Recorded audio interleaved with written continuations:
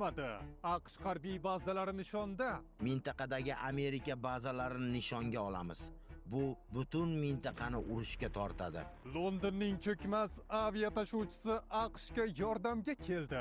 Ushbu qadam nafaqat mintaqadagi xavfsizlikni kuchaytirish, balki AQSh bilan birgalikda Eronning strategik obyektlarini bevosita bombardimon qilishga tayyorgarlik sifatida ko'rilmoqda. Xitoy ham AQShga tutun qaytardi. Yadroviy qurollar soni cheklanmaydi. Bu orqali Pekin, Washington va Moskvaga ochiq ishora qilib, avval ular real, sezilarli va tekshiriladigan qisqartirishlarga borishi lozimligini ta'kidladi. Rus generalini otib ketgan killer ushlandi. Buyruqni Ukraina berganmi? Tergov ma'lumotlariga ko'ra, bu jinoyat ortida Ukraina maxsus xizmatlari turibdi. Shu va boshqa xabarlarning to'liq tafsiloti doimgidek video davomidan o'rin olgan. Iltimosimiz, mehnatimizni qadrlagan holatda videoga albatta like bosib qo'ying. Biz esa xabarlarning to'liq tafsilotini e'tiboringizga havola qilamiz.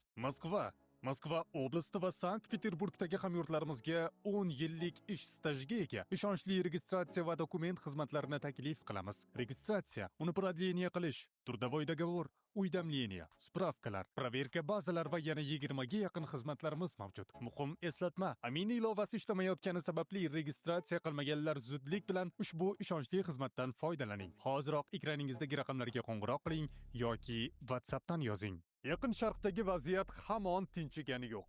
So'nggi ma'lumotlar mintaqada diplomatiya tili o'rnini harbiy arsenal va qat'iy ultimatumlar egallaganini ko'rsatmoqda. Eron tomonidan ishlab chiqilgan va yangi e'lon qilingan AQShga qarshi javob zarbasi rejasi shunchaki siyosiy bayonot emas, balki Tehronning o'z harbiy qudratiga bo'lgan ishonchi va ortga qaytish yo'li yo'qligidan dalolatdir. Muzokaralar kutilgan natijani bermadi. Endi vaziyatni qurolli to'qnashuv hal qiladi. Faqat bir savol ochiq qolmoqda. Kim birinchi bo'lib zarba beradi? Ummonda bo'lib o'tgan so'nggi maxfiy muloqotlar shuni ko'rsatdiki, Eron o'zining yadroviy dasturidan, xususan uranni boyitishdan voz kechish niyatida emas. Washingtonning asosiy talabini rad etgan Tehron o'zining yadroviy maqomini siyosiy savdolashuv vositasi emas, balki davlat suverenitetining ajralmas qismi deb bilmoqda. Eron tashqi ishlar vaziri Arakchining Washington bilan to'g'ridan-to'g'ri to'qnashuv yuz berganda, Amerikaning mintaqadagi tayanch nuqtalarini, xususan Qatardagi Al-Udeyd bazasini va Birlashgan Arab Amirliklari, Kuvayt hamda Suriyadagi harbiy obyektlarni ballistik raketalar va dronlar bilan yer bilan yakson qilish tahdidi mintaqaviy urush xavfini real haqiqatga aylantirdi. Agar Qo'shma Shtatlar bizga qarshi hujum boshlasa, biz uning hududiga hujum qilish imkoniyatiga ega emasmiz. Shuning uchun biz mintaqadagi Amerika bazalarini nishonga olamiz. Bu butun mintaqani urushga tortadi. Biz qo'shni davlatlarga hujum qilmaymiz. Biz Amerika bazalarini nishonga olamiz. Ikkalasi o'rtasida katta farq bor.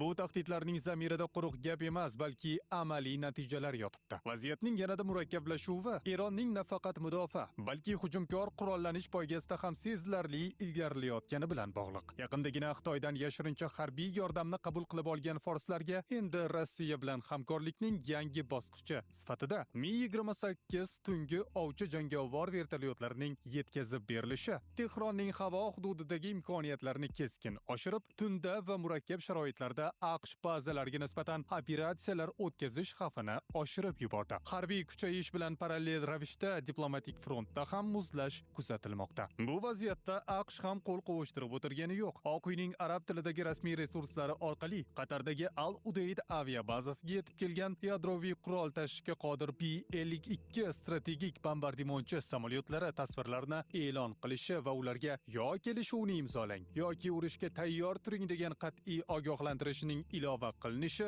Washingtonning ortiq murosa qilish niyatida emasligidan dalolat bermoqda. Bu qadam Eronning aynan shu avia bazani o'zining ballistik raketalari uchun birinchi raqamli nishon sifatida tanlaganiga javoban amalga oshirilgan. Tehron o'zining javob zarbasi rejasini e'lon qilib, Amerika bazalarini yer bilan yakson qilishni bildirgan bo'lsa, Trump ma'muriyati havoga ulkan bombardimonchilarni ko'tarish orqali bosimni eng yuqori nuqtaga ko'tardi. Biroq amerikalik ekspertlar Trump ma'muriyatini ehtiyotkorlikka chaqirmoqda. Urush boshlangan taqdirda Eronning asimmetrik zarbalari AQSh uchun og'ir yo'qotishlar bilan tugashi mumkinligidan ogohlantirishmoqda. when we lost. Trampning aytayotganlari shunchaki urush uchun emas, balki siyosiy ta'sir o'tkazish uchun tahdiddir. Ammo agar urush chindan ham boshlanib ketsa, bu AQSh Erondan og'ir mag'lubiyatga uchrashi bilan tugaydi. Yamanning o'zida bizning 9 ta dronimiz va 3 ta F-18 qiruvchi samolyotimiz urib tushirildi. Buning ortida Eron turibdi.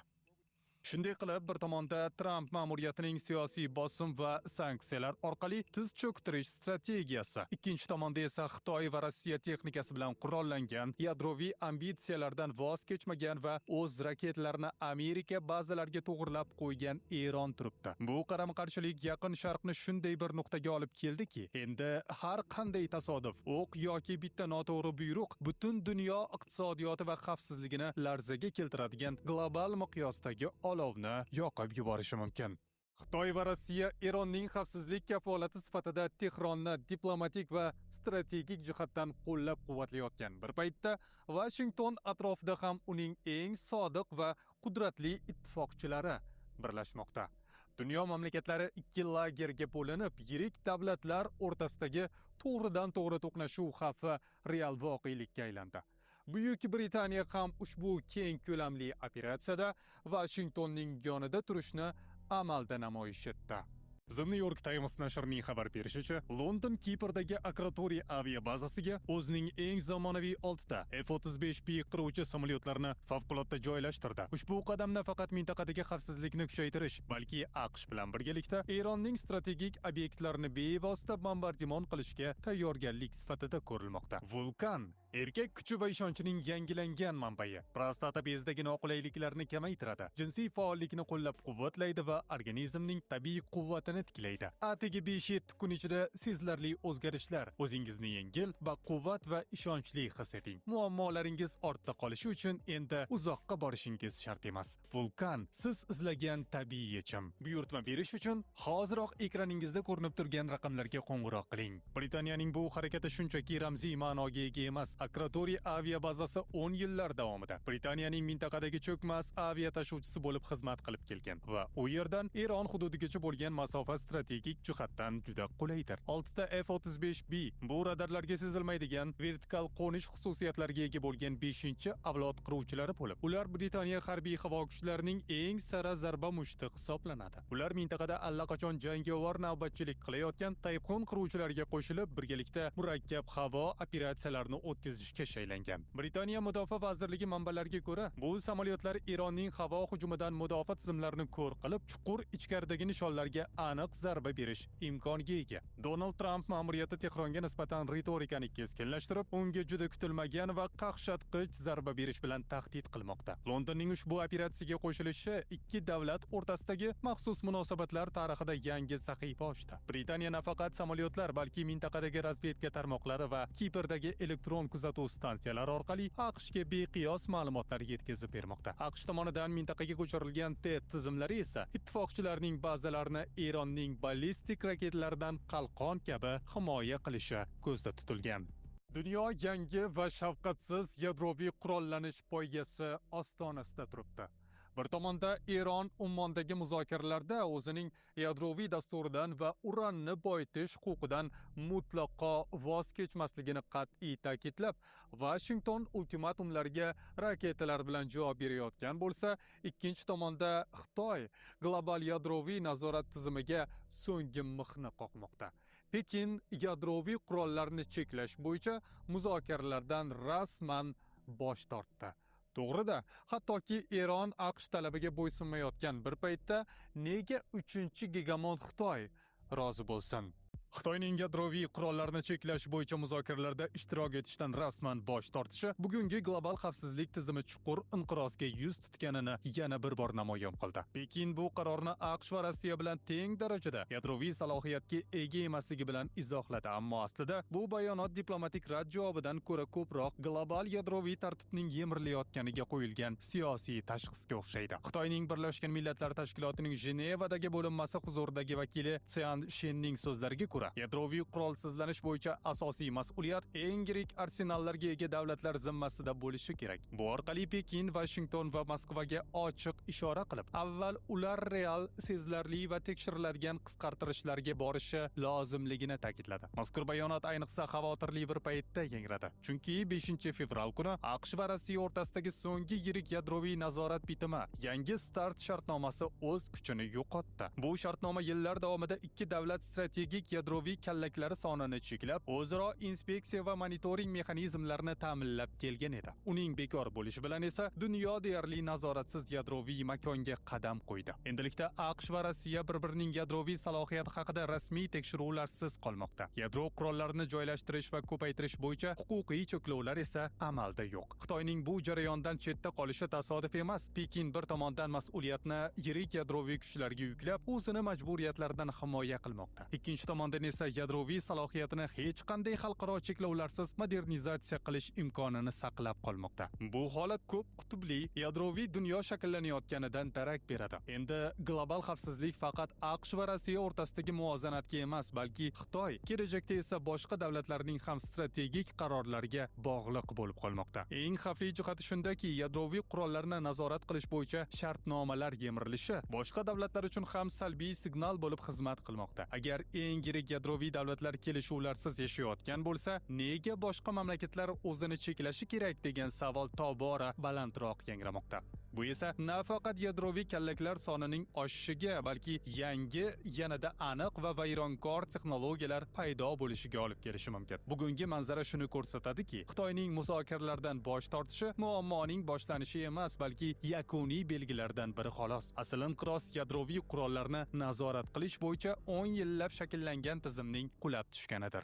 Rossiya qurolli kuchlari bosh shtabi boshlig'ining o'rinbosari general-leytenant Vladimir Alekseyevga qilingan suiqasd bo'yicha asosiy gumonlanuvchi Dubayda qo'lga olinib, Moskvaga qaytarildi.